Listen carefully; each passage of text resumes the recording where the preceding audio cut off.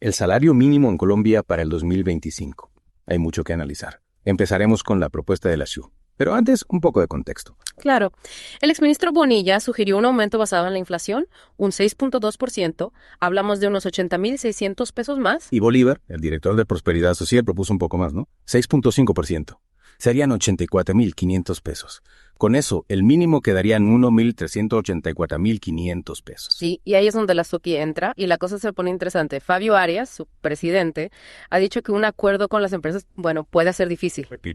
Bueno, Arias dice que cuando la inflación baja, beneficia a todos, a los trabajadores y a las empresas. Ya. Y por eso la SUKI propone un aumento de 2 dígitos, para cerrar esa brecha histórica que, según ellos, afecta a los trabajadores. Ajá. Recordemos que el 11 de diciembre es la fecha límite, ¿verdad?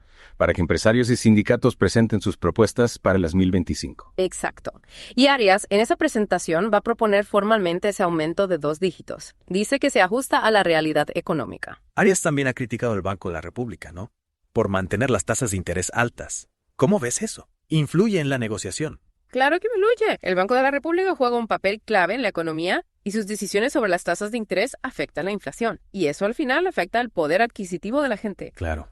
Y no olvidemos a los empresarios. Ellos no están de acuerdo con la SIN. Y cuestionan los datos del DANE. Sí, claro. Ellos suelen decir que un aumento grande del mínimo afecta la creación de empleo y la competitividad de las empresas. Entonces, tenemos diferentes puntos de vista sobre el salario mínimo en 2025. La FUT propone 1.430.000 pesos. Pero, ¿qué significa esa cifra para los trabajadores? Para entenderlo bien, hay que mirar el costo de vida en Colombia. ¿Cuánto cuesta la canasta básica?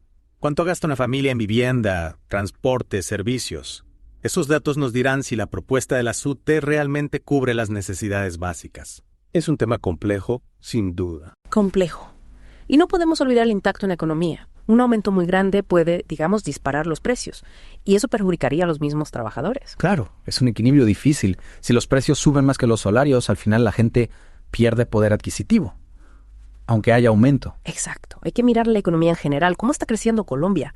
¿Qué se espera de la inflación en el 2025? Esas variables son clave para un salario mínimo que funcione para todos. Y hablando de la economía, ¿cómo crees que un aumento del salario mínimo afecta la productividad de las empresas? Eso genera debate. Algunos dicen que un salario más alto motiva a los trabajadores, ¿no? Se sienten más valorados, más comprometidos.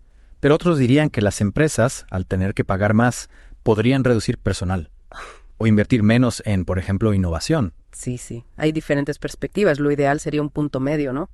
Que mejore la vida de los trabajadores, pero sin afectar a las empresas. Y ahí es donde el diálogo social es fundamental. Que trabajadores, empresarios y el gobierno se sienten a hablar, a buscar un acuerdo. Totalmente. Esto no debe ser una pelea. Debe ser una búsqueda de soluciones que beneficien a todo el país. Es interesante cómo la propuesta de la CIUTO ha generado tanto debate.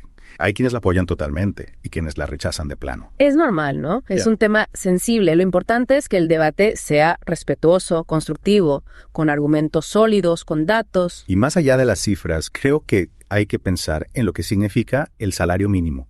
No es solo un número, es la posibilidad de vivir con dignidad, de tener acceso a vivienda, a educación, a salud. Claro. Es un indicador de cómo está la sociedad. Un salario mínimo justo muestra una sociedad que valora el trabajo, que busca la igualdad para todos. Con todo este debate, ¿qué factores crees que van a ser decisivos para la decisión final sobre el salario mínimo en 2025? Bueno, yo creo que el gobierno va a tener que mirar con cuidado el tema de la inflación. Un aumento muy fuerte podría hacer que los precios suban aún más, y eso perjudicaría a los mismos trabajadores. También la situación de las pymes, ¿no? Que suelen ser las más afectadas por los aumentos del salario mínimo. Exacto, hay que buscar un equilibrio, proteger a los trabajadores, pero sin que las empresas, sobre todo las pequeñas, tengan problemas. Y menos ahora, con la economía global tan incierta. Y la presión de los sindicatos, claro. Ya. Que van a seguir luchando por un aumento que se ajuste al costo de vida. Sí, sin duda. La SUT ya ha dicho lo que quiere y seguramente va a movilizar a la gente para presionar al gobierno y a los empresarios. Al final, la decisión sobre el salario mínimo en 2025 va a ser el resultado de muchas fuerzas. Intereses económicos, presiones sociales, política, todo influye. Una decisión que va a afectar a millones de colombianos. Totalmente. Y para terminar, te dejo una pregunta. Para ti, ¿cuál sería un aumento justo y realista del salario mínimo en 2025?